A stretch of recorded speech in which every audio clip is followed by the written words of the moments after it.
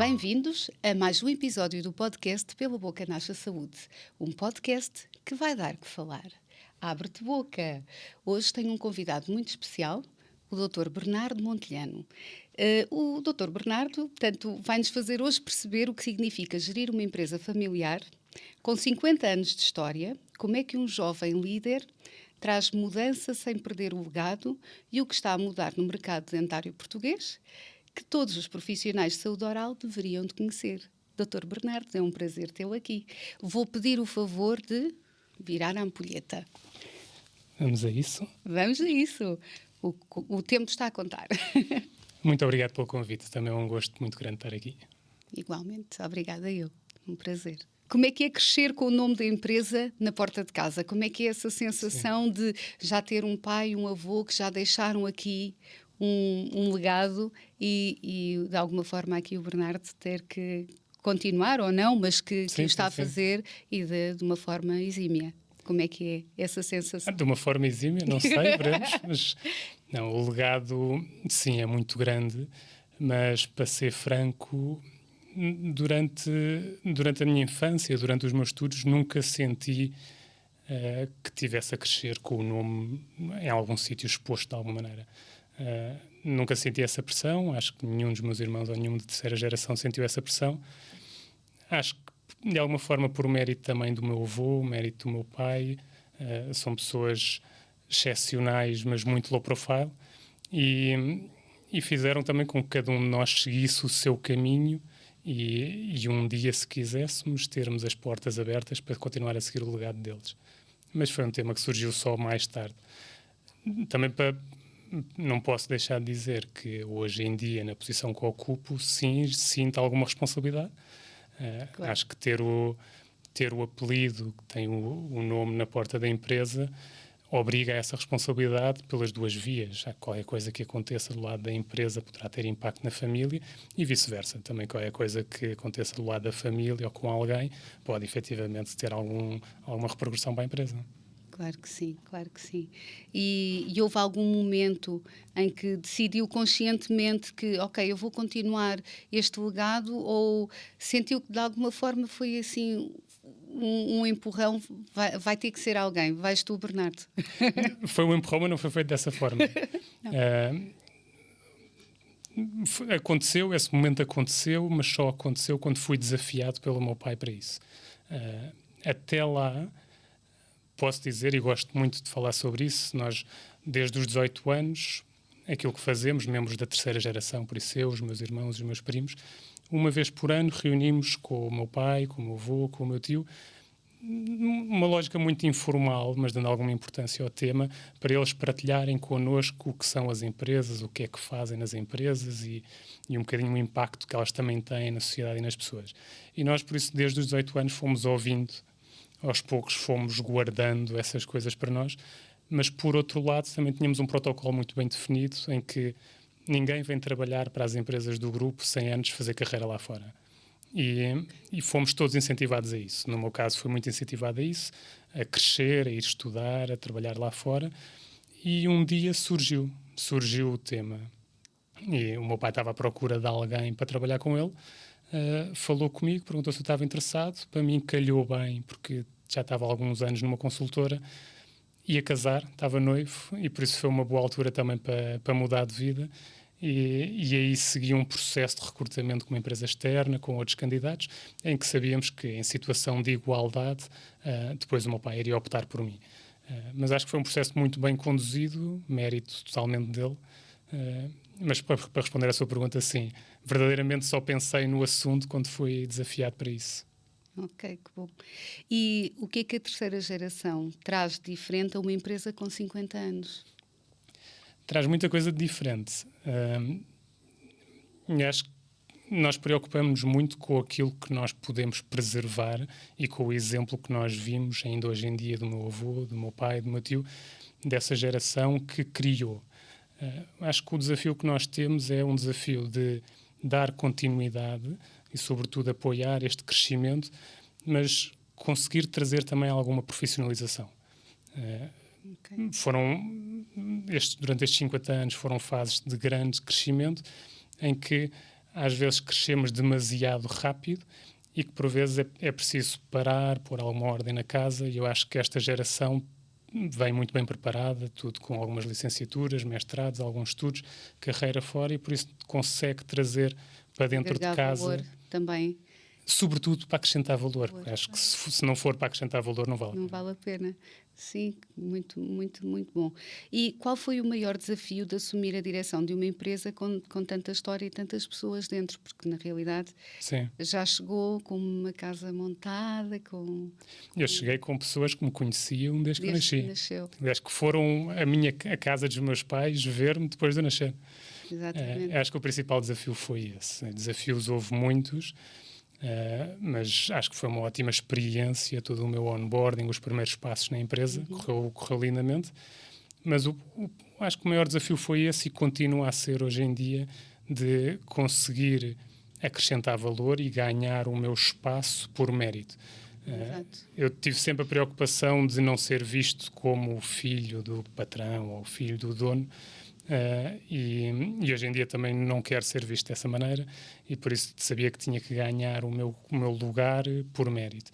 Claro. E com pessoas que já me conheciam desde que eu nasci, literalmente, saber que um dia teria que estar a liderar essas pessoas é um desafio muito grande, e por isso tinha que ser sempre uma liderança muito empática, à base de uma grande confiança, e o principal desafio foi esse, foi saber me posicionar com cada uma das pessoas da empresa e conquistar essa confiança.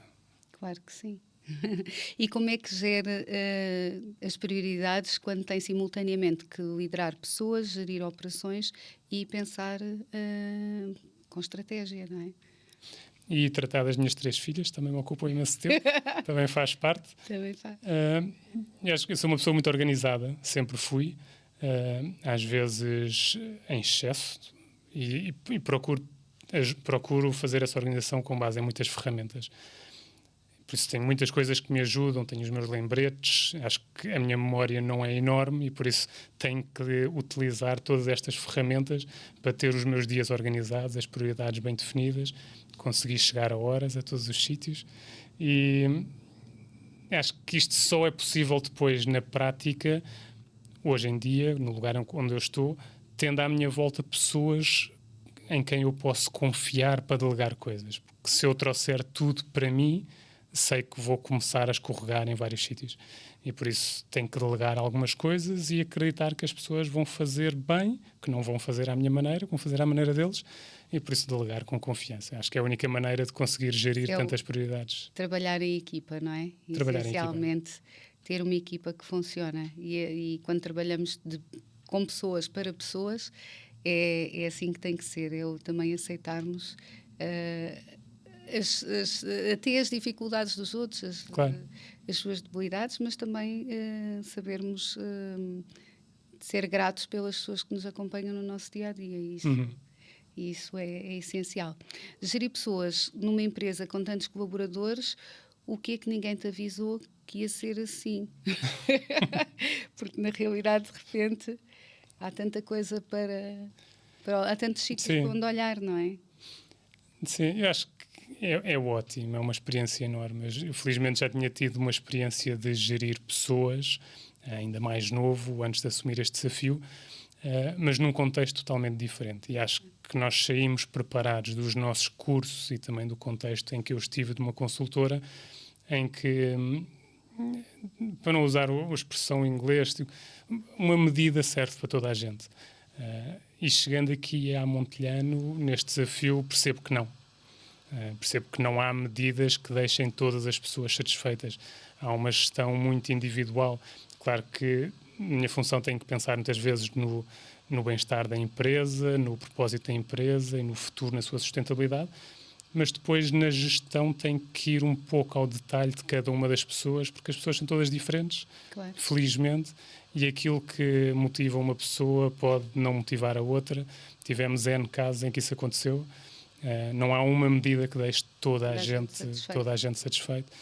E eu acho que foi a maior aprendizagem que eu tive. Foi, sobretudo, procurar ouvir cada uma das pessoas, procurar perceber o que é que motiva cada uma das pessoas, para depois perceber como é que posso também tirar o melhor ou ajudar a tirar o melhor de cada uma delas. Exatamente. Eu acho que, e aí falamos aqui da cultura da empresa, não é? Onde temos uma visão, há Uhum. uma missão, há valores a serem essencialmente mantidos, não é? É sobre esse olhar que devemos de trabalhar quando queremos deixar um legado e quando queremos manter esse legado e quando queremos ter uma equipa coesa que nos Uhum. ajude também a crescer, porque na realidade aquilo que nós fazemos tem que ser sustentável também Claro. para todo um grupo de pessoas, não é? E o que é que aprendeu sobre liderança que não está em nenhum livro de gestão? Eu acho que essencialmente isto que eu referi, o conseguir chegar a cada uma das pessoas para tirar o melhor delas, não achar que eu sou o dono da razão e impor determinadas coisas que eu acho que fazem sentido, mas para as pessoas podem fazer ou não sentido, depois as pessoas podem não se rever nisso.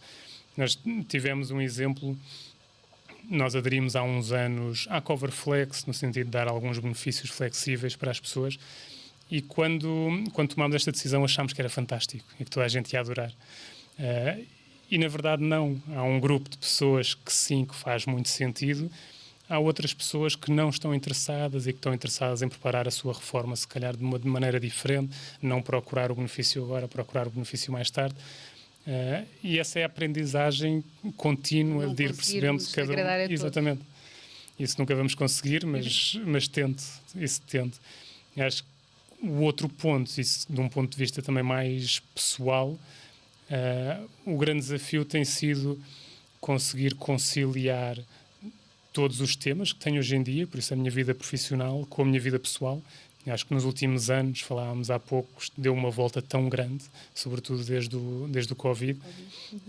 Eu sinto isso com as minhas filhas, com a minha mulher, em casa, tentar conciliar, que elas são todas pequeninas ainda, mas vejo também no dia-a-dia as pessoas que trabalham comigo também têm essa necessidade, mas lá está, têm necessidades, não têm todos a mesma necessidade. Há pessoas que sim, que procuram mais ir para o escritório e ter mais espírito de equipa, estarmos mais juntos. Há pessoas que procuram exatamente o oposto e estar em casa, estar mais disponíveis para a família, estarem ali mais perto, não perderem tanto tempo em coisas triviais, como se calhar no trânsito. Do transporte. Exatamente. Transporte. E por isso toda esta gestão é um conflito diário que nunca me ensinaram. Não, eu hoje em dia também não leio tanto como gostava, não sei se é nos livros, mas nunca me ensinaram. É algo que eu aprendo fazendo no dia-a-dia, acho que como qualquer pessoa. Claro, claro. E qual foi a decisão mais difícil que tomou enquanto diretor-geral? Eu acho que a resposta mais direta para isso costuma ser sempre a mesma. Eu acho que é sempre quando temos que comunicar a uma pessoa que ela já não tem lugar na empresa e por isso chegar a um acordo para a saída. Eu acho que esses são sempre os momentos mais difíceis, porque é difícil tirar alguma coisa de bom desses momentos e é sempre difícil tanto para mim como para a pessoa que está do outro lado. Felizmente não foram muitos os casos, mas já foram alguns, e esse é sempre um momento difícil. Por outro lado, acho que a decisão mais impactante, aquela que me deixou mais vezes sem dormir à noite, foi efetivamente quando fizemos a venda de uma parte do capital da empresa e passámos a integrar o grupo Proclínico. Acho que esse foi aquele momento mais tenso que acabou por ser a decisão mais difícil. Ok. Realmente, quando temos que, de alguma forma, não renovar um contrato, eu também, como empresária, como também dona de uma clínica dentária, também sei o que isso é. Há pouco tempo li um livro em que dizia, o Steve Jobs diz que a taxa de retenção de um funcionário numa empresa tem uma média de 5 anos. E que neste momento já vamos... há quem diga que já vamos em 2, 3 anos.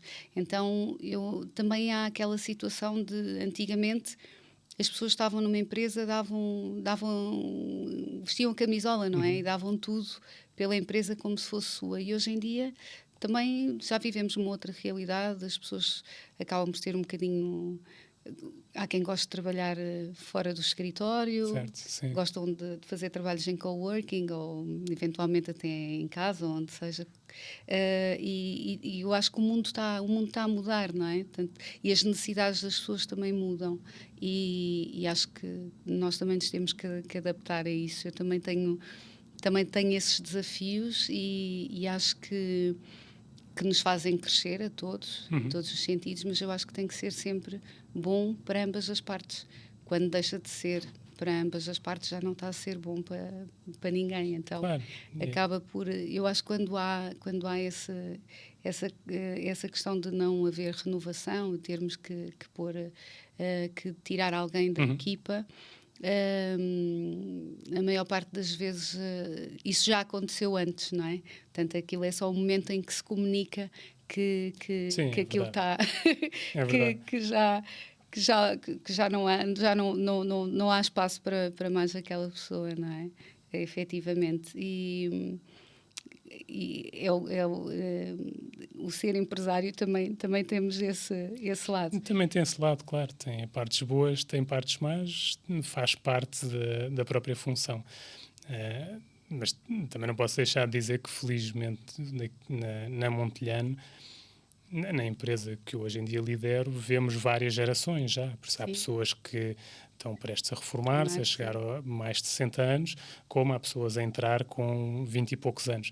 Vemos gerações completamente diferentes, que querem coisas completamente diferentes para a vida deles e, de alguma forma, temos conseguido dar resposta tanto a uns como a outros. Mas vemos, felizmente, pessoas que já lá estavam desde o tempo do meu avô, que acompanharam o meu pai durante toda esta caminhada, durante estes 50 anos, pessoas que ainda lá estão e que continuam e com imensa vontade de continuar. Isso para nós é fantástico. Claro. Porque isso faz parte da cultura da empresa, essas pessoas são pilares enormes dessa cultura. Costumamos dizer que fazem parte da mobília. Eu não queria dizer da mobília, mas sim. Não é? Fazem parte da casa. Exatamente. As pessoas fazem parte da casa e nesse sentido para nós é ótimo. Claro que haverá sempre uma outra pessoa que não encaixa tão bem, e são nessas alturas que temos que garantir fazer também para defender essa cultura, temos que fazer escolhas. Claro. E em 2023 integraram o grupo Proclinic, não é? Portanto, presente em 32 países. Como é que essa decisão foi tomada? Como é que ficou umas noites sem dormir? Foi? Na altura sim. Não por maus motivos, mas cria aqui alguma ansiedade. Criou alguma ansiedade. A decisão eu acho que foi natural, porque o Grupo Proclinic também era uma empresa familiar e já tinha sido adquirido por um fundo um ano antes. E nós sabíamos que era uma questão de tempo até nos baterem à porta. E, efetivamente, quando bateram, aquilo que nós fizemos foi, de uma forma fria, tentar retirar a emoção de cima da mesa. Vamos ver o que é que se passa no mercado, qual é o contexto que nós temos pela frente. E aquilo que hoje em dia também se vê nas clínicas dentárias, também no negócio de distribuição, também existe uma tendência muito grande de concentração. E por isso, para nós foi natural, quando vimos aquele convite, para nós, em primeiro lugar, acho que para nós foi uma honra, nós ficámos orgulhosos por acharem que fazia sentido entrar em Portugal e estarem-nos a convidar para entrar no grupo. Era sinal que tínhamos feito um caminho bem feito, de certa maneira. Estruturado, claro, um caminho. Sim, e ao analisar esse contexto percebemos que era uma oportunidade que nos estava a ser apresentada e que nós podíamos ou não entrar. Tentámos fazê-lo da forma mais racional possível e depois de concluirmos racionalmente faz sentido, e então passou para mim a missão de vamos tentar vender esta ideia ao meu avô. E aí foi onde entrou a emoção. Exato. Mas de uma forma muito surpreendente, foi uma pessoa completamente lúcida e que olhou para mim, tanto o meu avô como o meu pai, o meu tio, os sócios na altura, mas principalmente o meu avô, acho que foi aquele que mais me marcou e que me disse que sim, que fazia sentido avançar. Por isso, no final do dia, sim, gerou alguma ansiedade. Acho que estes processos geram sempre alguma ansiedade, mas acho que acabou por correr bem e acabou por correr, sobretudo, de uma forma natural e todos muito alinhados. E isso foi aquilo que me deixou mais descansado. Que bom. E o que é que a Montelhano ganhou e o que era importante não perder nessa transição. Sim, nós preocupámos-nos, numa primeira fase, mais em perceber o que é que nós não queríamos perder. E para nós estava muito claro que nós não queríamos perder as nossas pessoas, a nossa equipa. Nós podemos entrar num grupo, ou seja, trazer novos sócios para dentro do projeto, mas que vamos fazer este projeto com as mesmas pessoas. As pessoas que fizeram este caminho até aqui, é tanto mérito meu, como do meu pai, como destas pessoas todas. E por isso nós não queríamos perder as nossas pessoas, e isso foi um ponto que ficou logo muito assente desde o princípio. Tendo isso assegurado, depois fomos a todos os ganhos, e efetivamente aquilo que o Grupo Proclínico nos trouxe foi, acho que, duas coisas. Um rigor muito grande, enquanto eu sinto que já tínhamos, enquanto empresa familiar, mas já tínhamos esse rigor pela dimensão, pela responsabilidade que tínhamos, um rigor, um controle dos números, controle dos dados, mas o Grupo Proclínico efetivamente trouxe-nos uma pressão diferente, uma bagagem diferente. Claro. Subimos uns degraus ao nível desta disciplina. Aquilo que nós nos comprometemos é efetivamente para fazer, saber exatamente o que é que nós estamos a fazer, quem é que está a fazer. Toda esta disciplina, eu acho que ainda estamos a aprender a adaptar-nos a isto, mas foi um ganho. Por outro lado, foi toda a digitalização, onde o Grupo Proclínico é muito forte, e que nos ajudou a acelerar imensos processos que estavam a demorar a arrancar.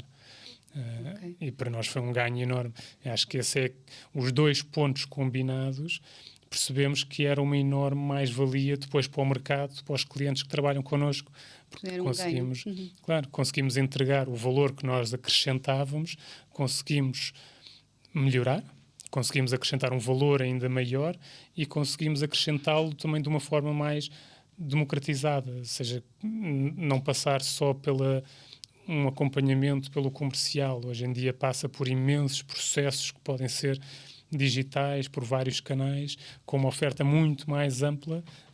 Percebemos que isso eram ganhos para a empresa que se iam refletir para o mercado, para o nosso mercado. Acho que essencialmente isso. E o que podem esperar as clínicas e os laboratórios portugueses desta nova dimensão? Muito estes dois pontos. Por isso, por um lado, serviço. Eu acho que nós focamos-nos muito, acho que o ponto que mais nos diferencia, aquele que é o ponto que nós tentamos alcançar, é a qualidade do nosso serviço. Nós não somos a empresa mais barata do mercado, mas também não somos a mais cara. Queremos posicionar-nos num sítio onde conseguimos conquistar a confiança do cliente e não estar só a discutir preço. E essa confiança demora muito tempo a ganhar, mas é muito rápido a perder. E por isso nós temos que ser muito consistentes naquilo que fazemos. E todo este rigor, toda esta disciplina que o Grupo Proclínico também nos trouxe e que nos incentiva a ter, ajudou-nos a dar um serviço muito mais consistente. Por outro lado, é toda a escala. Ganhamos portfólios muito mais amplos, ganhamos uma capacidade de investir maior para crescer de forma mais rápida, proporcionar mais serviços para os nossos clientes, e por isso, com mais escala, mais serviços, mais ritmo de crescimento, mas ao mesmo tempo mantendo sempre aquela qualidade que nos caracteriza. Ok. E quais são os maiores desafios do mercado dentário em Portugal neste momento? São alguns. São alguns. Eu acho o mercado dentário Portugal fascinante, porque se comporta de uma maneira muito diferente de outros mercados, mas acaba por ser um setor muito, muito, muito resiliente, e por isso nós vimos isso na altura no Covid, durante a pandemia, que muitas clínicas não fecharam, nunca fecharam, ou foram as últimas a fechar, e que o mercado, quando fechou e depois voltou a abrir, recuperou muito rapidamente. E por isso continua a ser um setor fascinante nesse sentido, que é muito resiliente, é feito de pessoas também muito resilientes, mas claro que sim, que há desafios. Eu vejo alguns, mas acho que o principal desafio para os próximos anos, talvez não agora, seja um desafio de rentabilidade. Nós vemos, por exemplo, para uma clínica dentária, e que a doutora Iola conhece muito melhor do que eu, mas vemos uma clínica dentária, como qualquer outra empresa, tem custos. Olhando para custos de pessoal, custos de materiais, uma série de custos que nos últimos 5 anos têm crescido, se calhar, de uma forma desproporcionada. Sobretudo custos de pessoal, se nós olharmos por aquela que foi, por exemplo, a evolução do salário mínimo dos últimos 5 anos, tentado a crescer a uma média de 6, 7% ao ano. Acho que se mantiver assim para os próximos anos, vendo essa perspectiva, é muito importante que as clínicas consigam ter mais controlo no seu preço, nas suas vendas. E aí entra todas as tendências que nós temos visto. Nós vemos cada vez mais grupos a entrar no setor com cada vez mais força, grupos hospitalares, um negócio muitas vezes assente em seguros, e aí as clínicas perdem algum controle dos preços que praticam, porque estão mais dependentes dos seguros. E se isso acontecer, é um problema de rentabilidade, porque os custos vão aumentar, e vão aumentar 6, 7% ao ano, aquilo que tiverem que aumentar, e as vendas vão ter que acompanhar para que o negócio seja rentável para os próximos anos. Não vejo um problema agora, mas no é uma bola de neve que vai aumentando todos os anos e que, por isso, é preciso ir gerindo este tema com cuidado. Mas já lá vamos. A concentração do mercado em grandes grupos está a mudar a realidade das clínicas mais tradicionais, não é? Como é que se diferenciam? Como é que vai... Sim. Como é que prevemos isto a longo prazo? Eu acho que, para ser franco, acho que existe... Os dois modelos podem coabitar perfeitamente. Claro que sim, que existe uma tendência muito grande de grupos, redes de clínicas ou grupos hospitalares a entrar nesta área. Ainda não começámos a falar da oferta pública, que neste momento também ainda é pequena, mas que nos próximos anos pode acelerar e ser também um player que vai de alguma forma criar aqui alguma disrupção. E isto que vai criar, inevitavelmente, alguma pressão para as clínicas mais tradicionais. Claro. Mas todos estes grandes players do setor são empresas grandes, grupos grandes, que se têm que reger muito com processos, têm que trabalhar da mesma forma, proporcionam uma boa experiência, mas é muito... é difícil tornar a experiência muito personalizada depois para o cliente. Eu acho que é aí que entram as clínicas mais tradicionais. Depende do posicionamento que tenham, da oferta que tenham, mas criar uma oferta mais personalizada para os clientes, que crie essa confiança que depois não se perde, aí vão ganhar o seu lugar e é muito difícil substituir isso. Sim, eu ainda ouço alguns pacientes dizerem eu prefiro vir a uma clínica onde eu sei que é sempre o mesmo médico a atender do que ir a uma clínica que é sempre uma cara diferente, não sei por quem é que vou ser atendido e pronto, eu tenho uma clínica pequena e na realidade foi montada pela Montelhano há 24 anos atrás. E eu ouço muito isso dos pacientes, não é? Porque também eu sou aquela pessoa que vou perguntar pelo cão, pelo gato, pela mãe. Ainda no outro dia uma senhora ligou e eu perguntei, então, e como é que vai a sua filha e tal? Porque a filha ia começar um tratamento, infelizmente, de hemodiálise, e a minha assistente já nem se lembrava, não é? E eu disse, pergunta lá à Dona Maria como é que está a filha e tal. E claro que a senhora fica logo muito... É fantástico, aquela relação que se cria. Aquela relação que se cria, que realmente, às vezes, em grandes grupos é difícil manter esta proximidade e esta personalização de tratamentos. Eu costumo dizer que há espaço sempre para todos, não é? Só que, a determinada altura, claro, com estes aumentos a 6, 7% ao ano e com todas estas questões de protocolos que começam a existir, ou eventualmente dos seguros, às vezes as clínicas pequenas podem ficar aqui um bocadinho mais destabilizadas, apesar de eu ser uma mulher que acho sempre que há lugar para toda a gente. Sim, eu estou totalmente de acordo. Acho que há lugar para todos e acho que essa oferta é muito difícil de substituir. Acho que a maioria das pessoas hoje em dia continua a ir atrás do médico.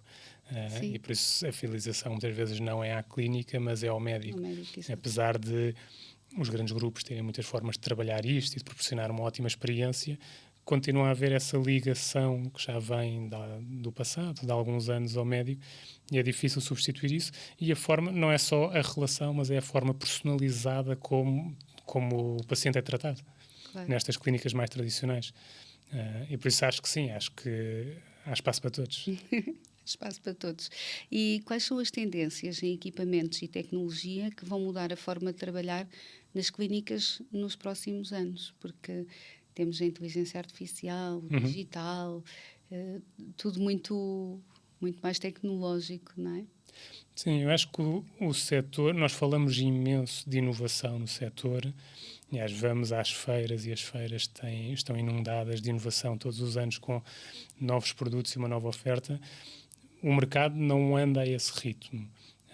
E eu percebo que é muito diferente. Eu não sou médico-dentista, mas é difícil para um médico-dentista, enquanto está a atender os seus pacientes, ir fazendo essa curva de Acompanhar aprendizagem. isto tudo, sim. Claro, perceber, estudar, experimentar. Obviamente nós não gostamos de experimentar nos nossos pacientes e por isso esta curva de aprendizagem não é imediata, não lançamos novidades e daqui a 3, 4 meses o mercado está todo a abraçá-la. E por isso acho que os últimos anos foram de uma inovação brutal, um ritmo muito acelerado e é preciso o mercado agora, os próprios médicos dentistas ajustarem-se a isto, exatamente. Em cima disto vem toda a camada de inteligência artificial. Eu não acho que um médico dentista que não abraça estes temas não tem futuro. Acho que tem, mas acho que sim, também por outro lado é importante estar a par, e há muitas formas de estar a par, hoje em dia felizmente, é importante estar a par destes temas, porque estes temas, nós vemos o exemplo dos scanners intraorais. Os scanners intraorais, que hoje em dia já se tornou quase uma commodity no mercado, mas menos de metade das clínicas em Portugal tem scanner intraoral. A maioria ainda não tem. Sim. A maioria ainda não tem. Mas há vários pontos, por exemplo, em relação aos scanners intraorais, que é, há por um lado a questão da resistência, a questão do valor, o tempo despendido para se poder fazer essa curva de aprendizagem, sim. E depois há, por outro lado, também o próprio laboratório, por exemplo, que tem que acompanhar. Exatamente, claro. Então há aqui vários passos. São imensas variáveis que para um médico muitas variáveis. vezes está a atender os seus pacientes, depois nos intervalos está a gerir a clínica e depois tem outros desafios também, se calhar na sua vida pessoal.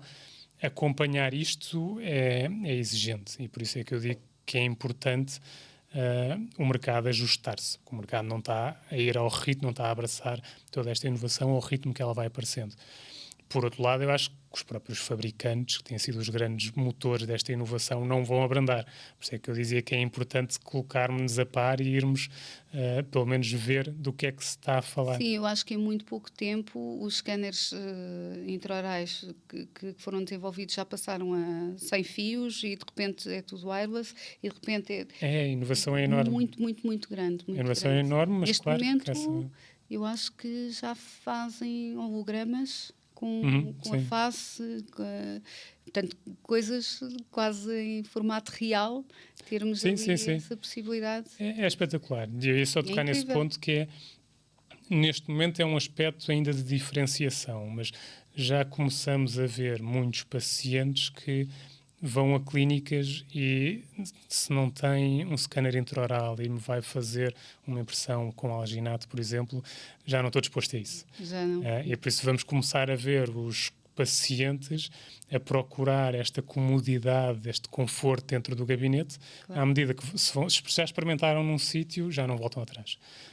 E nesse aspecto, sim, acho que vai começar a haver também essa pressão do próprio mercado, vinda também dos pacientes, que tem evoluído imenso nos últimos anos. Hoje em dia, uma ida ao dentista acho que já não causa terrores a ninguém, mas que ainda causa.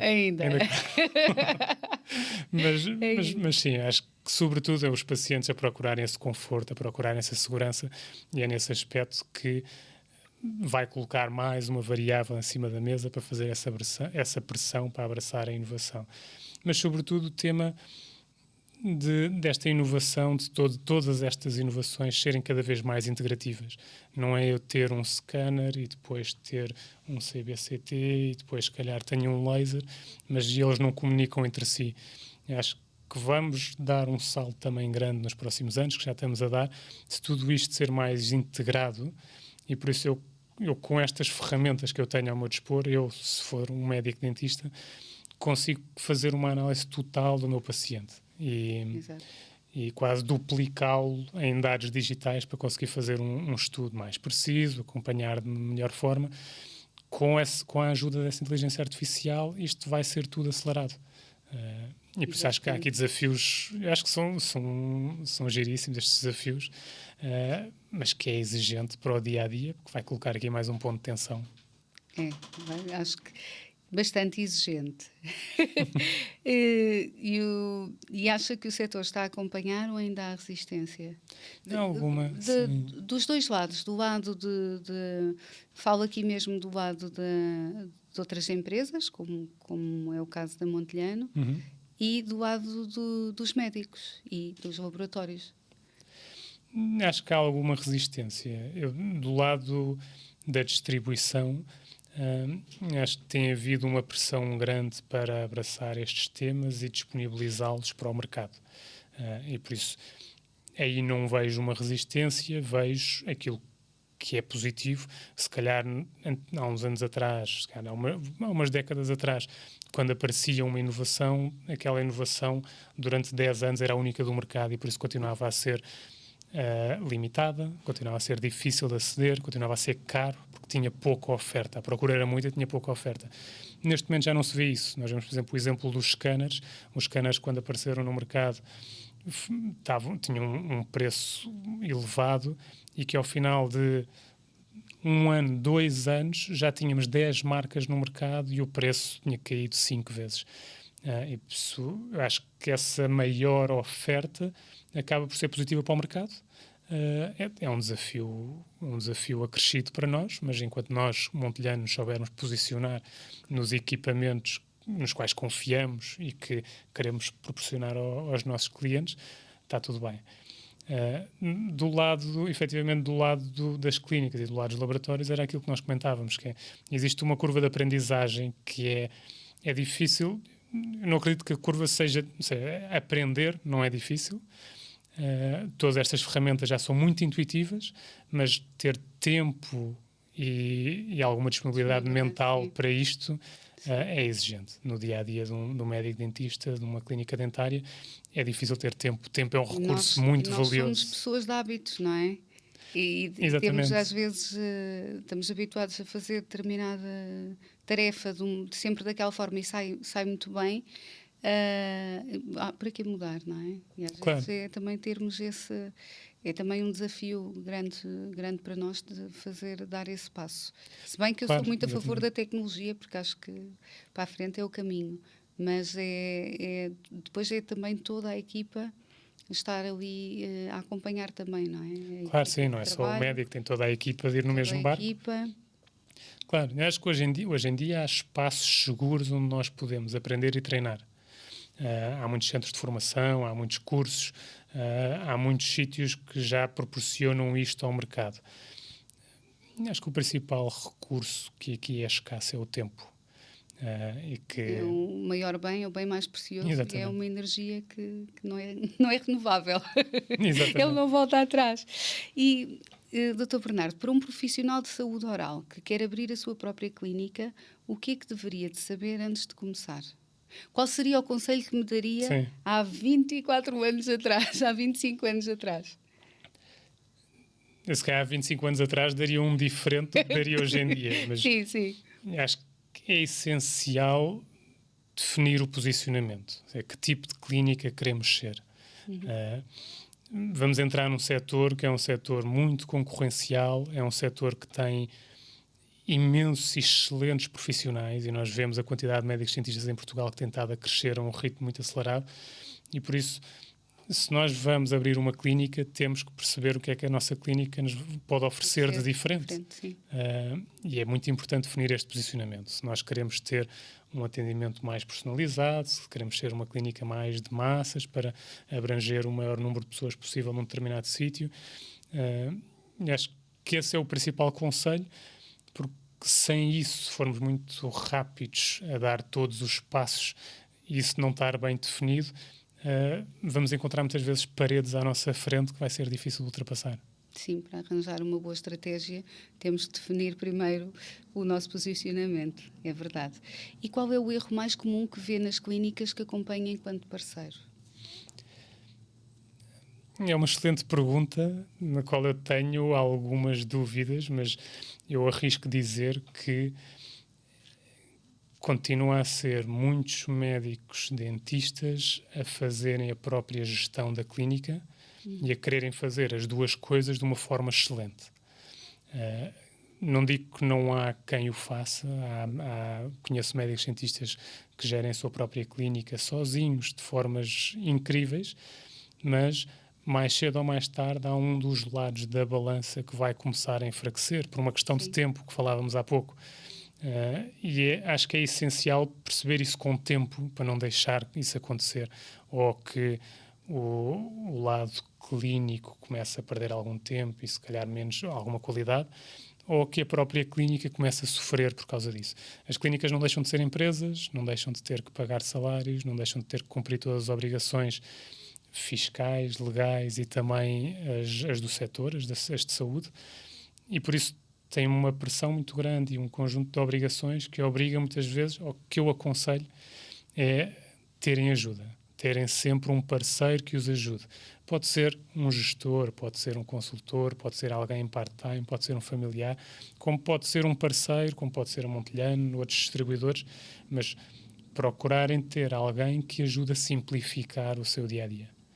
Essencialmente simplificar os processos. Simplificar, claro. É um bocadinho aquilo que nós falávamos no princípio da nossa conversa, quando perguntava como é que eu giro as minhas prioridades. Acho que se aplica ao mesmo. É preciso ter uma equipa a quem nós consigamos delegar e não fazer tudo. E muitas vezes essa equipa é a equipa com quem nós trabalhamos no dia-a-dia ou algumas pessoas de fora que nos podem ajudar. Sem dúvida. Ter um bom produto ou serviço já não chega. O que é que faz a diferença entre uma clínica que cresce e uma clínica que estagna? As pessoas. Acho que sem dúvida as pessoas. Podemos ter equipamentos, não vamos dizer equipamentos maus, podemos dizer equipamentos médios, gamas médias ou equipamentos de luxo. Podemos ter uma clínica com um aspecto normal ou uma clínica com um aspecto excepcional. Pode fazer alguma diferença, mas no final do dia o que faz verdadeiramente diferença são as pessoas. A forma como o paciente é atendido, toda a sua experiência dentro da clínica, se sente bem ao entrar, se sente bem quando se senta na cadeira, se sente bem ao sair. E por isso acho que continua felizmente a ser as pessoas e acho que vai continuar a ser no futuro. Exatamente. O que a Montelhano faz que vai além de vender equipamentos? O que significa ser verdadeiramente parceiro de uma clínica? É acompanhar, é essencialmente este acompanhamento. Nós procuramos, para além do processo da venda, procuramos ter equipas muito próximas dos nossos clientes.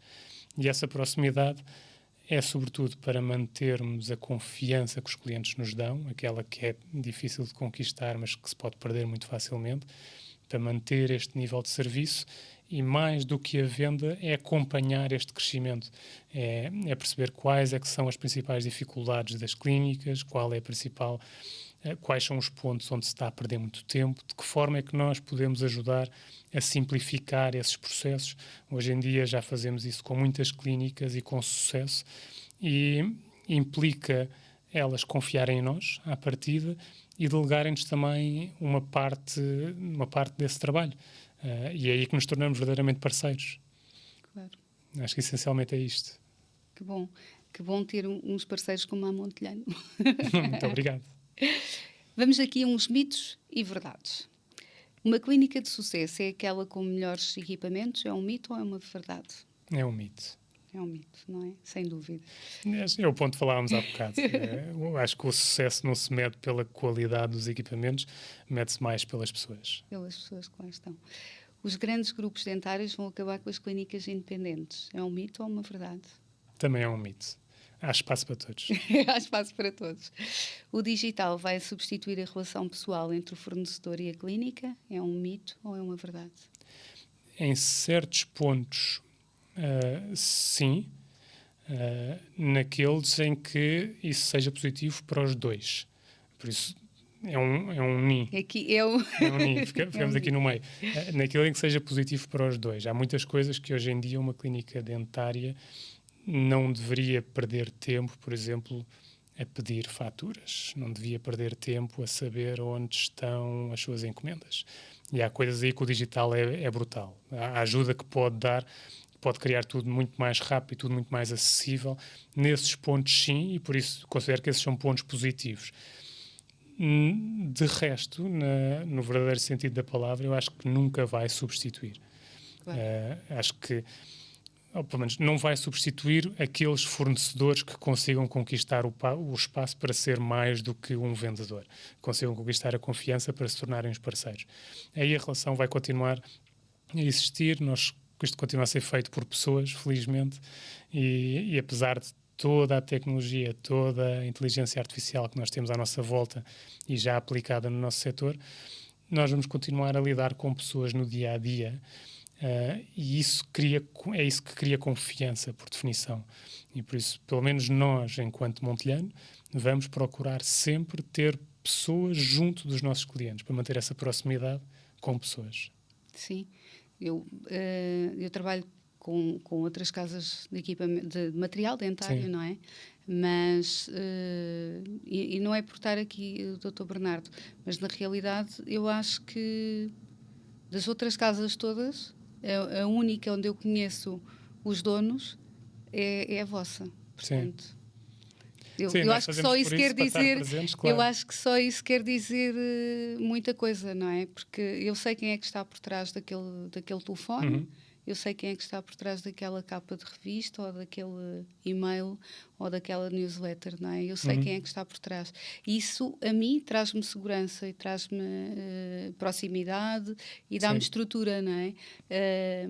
Não desfazendo as outras, e são todas válidas, e há pessoas que podem até não achar isso algo interessante, mas para mim é algo de valor e é algo que eu valorizo bastante.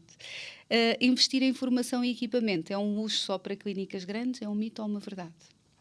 Investir? Não, é um investimento.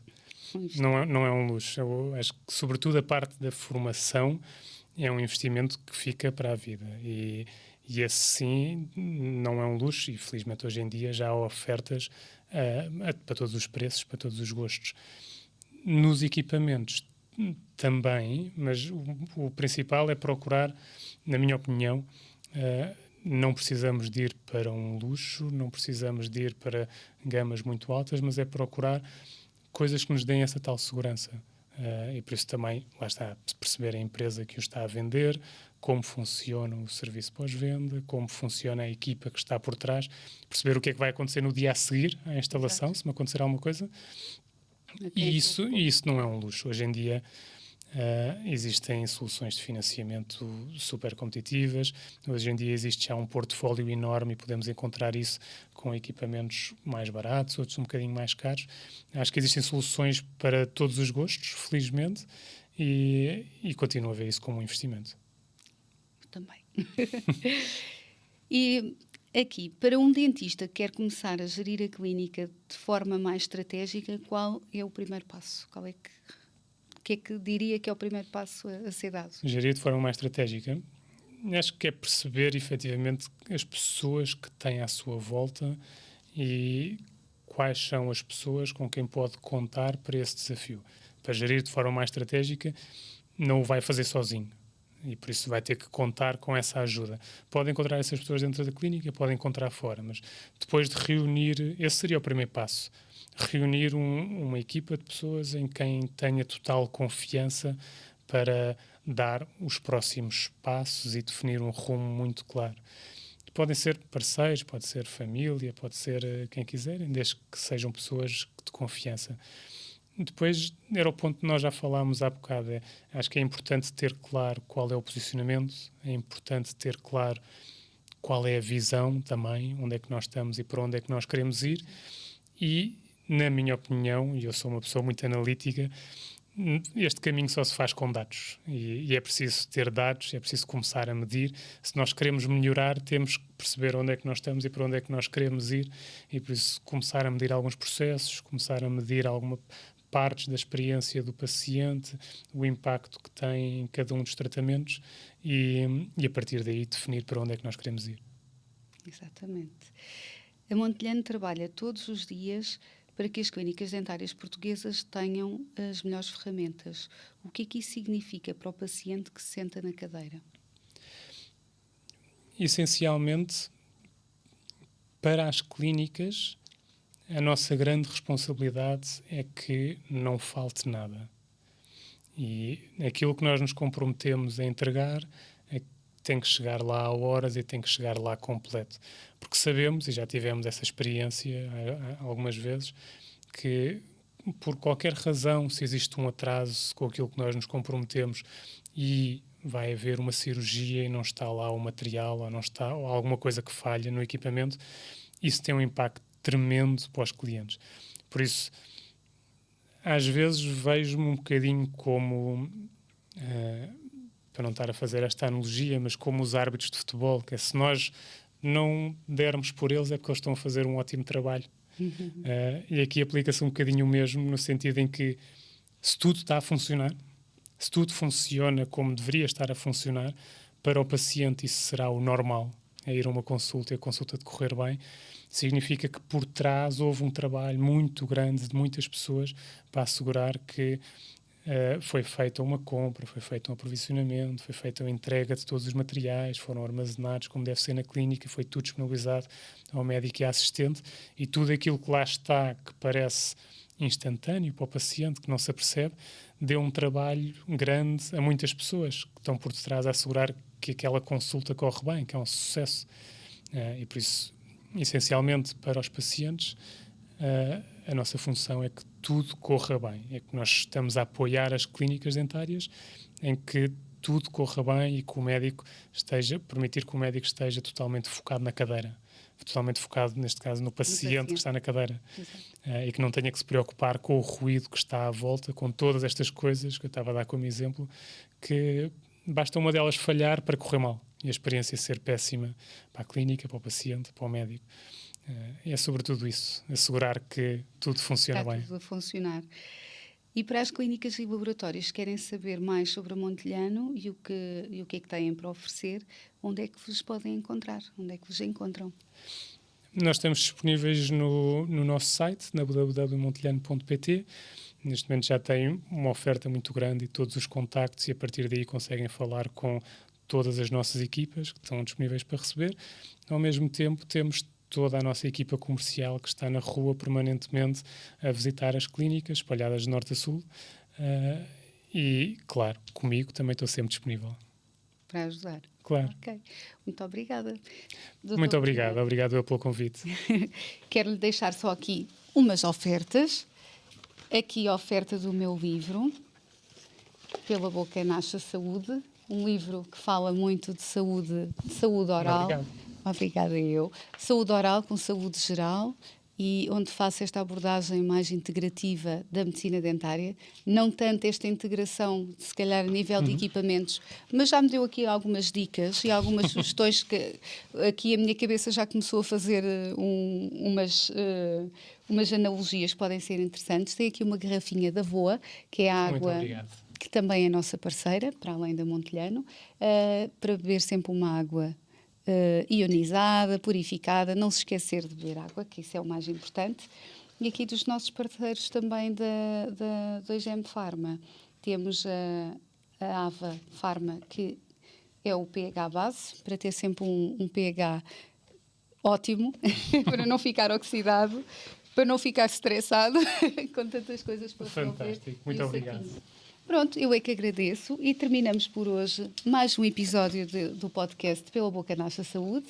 Aguardo-vos para mais episódios como este, magnífico e super interessante, e até uma próxima. Obrigada, até já.